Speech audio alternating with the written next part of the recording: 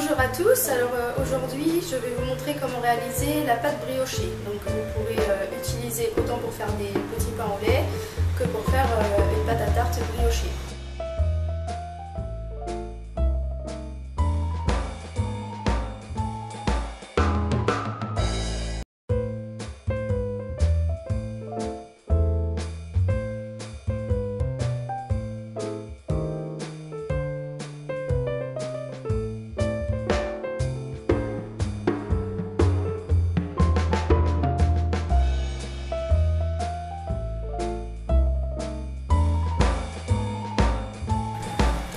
Alors ici j'ai décidé de faire une version avec de la poudre d'amande.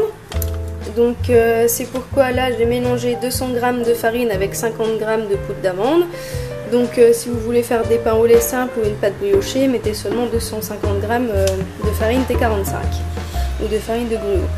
Ensuite il vous faudra 70 g de beurre coupé en morceaux. Donc un œuf battu parce qu'on va avoir besoin de seulement 50 g de l'œuf.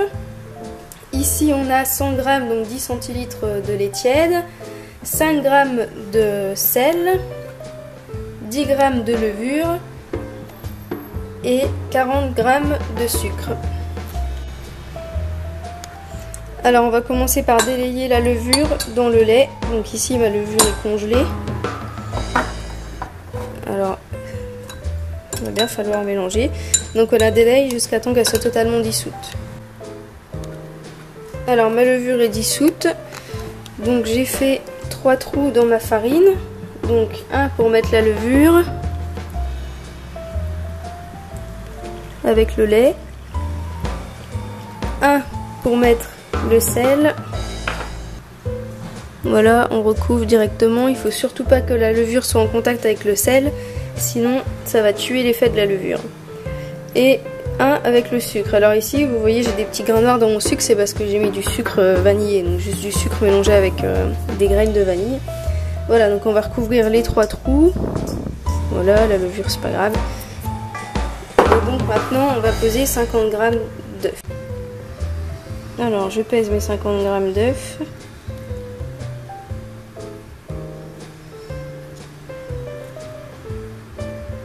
Voilà, donc ici c'était vraiment un petit œuf, donc c'est bon, un œuf ça fait 50 g.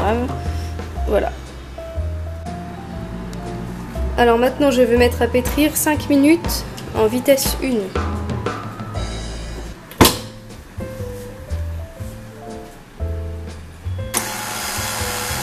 Voilà, pendant 5 minutes. Alors là ça fait pas 5 minutes que j'ai pétri, mais vous voyez que la farine reste sur les bords, alors on va la décrocher. Alors on soulève le robot et il vous suffira d'utiliser une corne ou une spatule.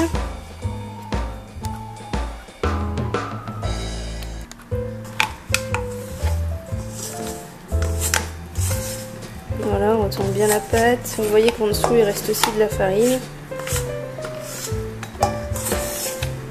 Ça va faciliter les choses.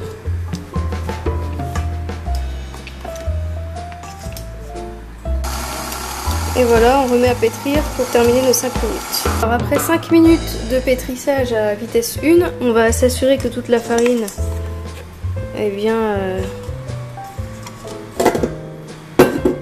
incorporée. Donc, en soulevant la masse, on allonge bien le fond.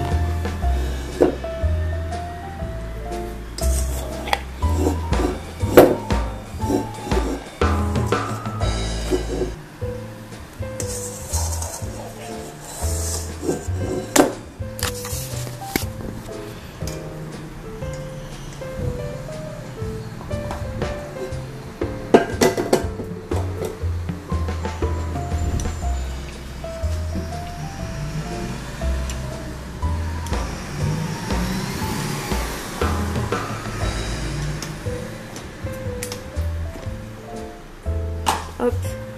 Maintenant on va remettre 10 minutes à vitesse 2. Après 10 minutes de pétrissage donc à vitesse moyenne, on va ajouter le beurre donc en petits morceaux, tout doucement. Alors on va commencer par quelques petits morceaux et on va y aller à petite vitesse.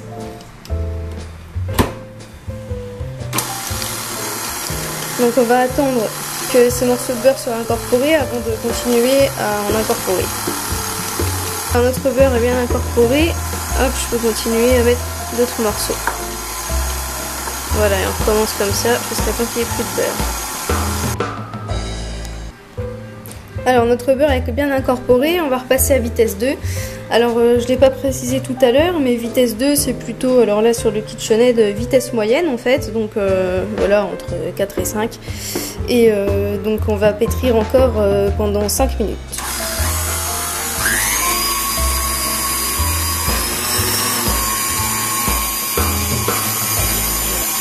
Alors le pétrissage c'est très important.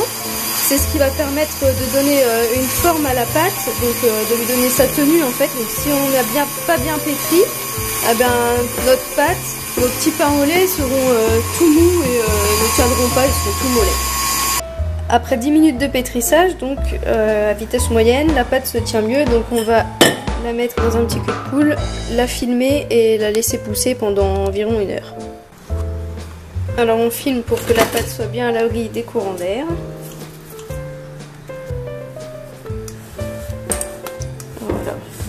C'est bien filmé. On va laisser pousser environ 1 heure pour que la pâte double de volume à peu près, donc à température ambiante. Ou alors vous pouvez aussi réaliser la pâte la veille et donc la sortir du réfrigérateur. Donc vous la mettez au réfrigérateur, vous la sortez du réfrigérateur le lendemain et votre pâte aura encore plus de goût, donc c'est même encore meilleur. Notre pâte briochée a maintenant gonflé, donc on va s'en occuper, on va la rompre, donc enlever tout le CO2 contenu dedans et donc on va l'étaler. Donc on va s'occuper de la pâte. Alors, on enlève le moule. On la met sur un plan un peu fariné. Pas trop de farine, hein, parce que trop de farine ça va déséquilibrer la pâte. Donc on n'hésite pas à se mettre un peu de farine sur les mains. Et donc on va bien l'étaler pour enlever le gaz qu'il y a dedans.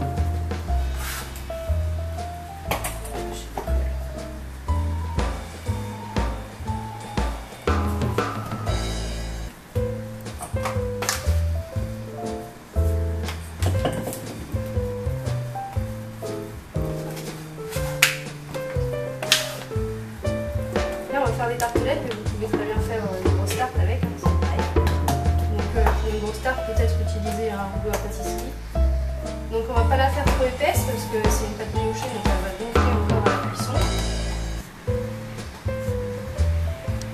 Là je vais essayer de la faire à la taille de mon cercle à pâtisserie.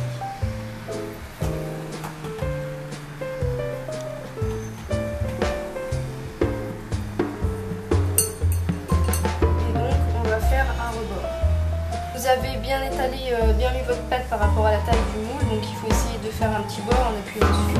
Donc là en fait ma pâte je l'ai utilisée donc le lendemain, elle a poussé toute la nuit dans le frigo. Donc si vous la faites pousser que en une journée, donc en quelques heures, il va peut-être falloir la remettre au frais avant de pouvoir façonner vos tartelettes. Sinon elle sera trop molle pour être travaillée, surtout s'il fait chaud. Donc là déjà chez moi il fait chaud et je suis obligée d'être un peu plus de farine parce que elle devient très vite molle. Voilà, donc vous faites un petit rebord et hop, on recommence pour les autres. J'ai réussi à faire 5 tartelettes avec ma quantité de pâte, donc voilà. Donc maintenant on va les mettre au frais. On va les mettre au frais et on va s'occuper de réaliser l'appareil à tarte. On va s'occuper de réaliser la crème cuit sucrée. Vous aurez besoin d'un œuf plus un jaune, de 50 g de poudre d'amande. Ici j'ai mis un yaourt brassé où vous pouvez mettre 100-120 g de fromage blanc avec 125 g de lait, 12,5 centilitres. On aura besoin de 90 g de sucre et enfin quelques amandes effilées pour mettre au-dessus. On commence par mettre l'œuf et le jaune avec le lait et le yaourt, donc comme ça. Ensuite on ajoute le sucre.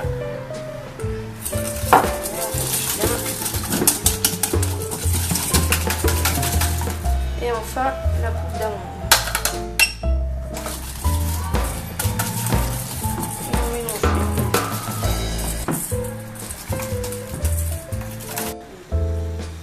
On va sortir les tartelettes du frigo et on va va piquer un peu le fond comme ça, pour pas que le fond gonfle trop.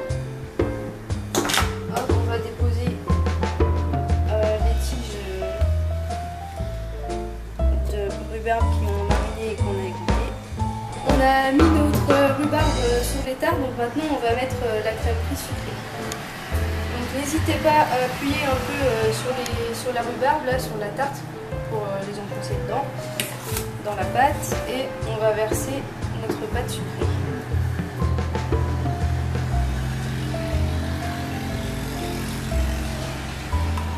On a bien mis la crème prise, on va maintenant mettre des petites amandes effilées pour faire beau, pour donner un petit peu de goût en plus. Voilà, selon vos goûts, hein, si vous n'aimez pas ça, vous n'en mettez pas. Les tartes sont prêtes avec les amandes effilées, on va maintenant les enfourner à 180 four chaud.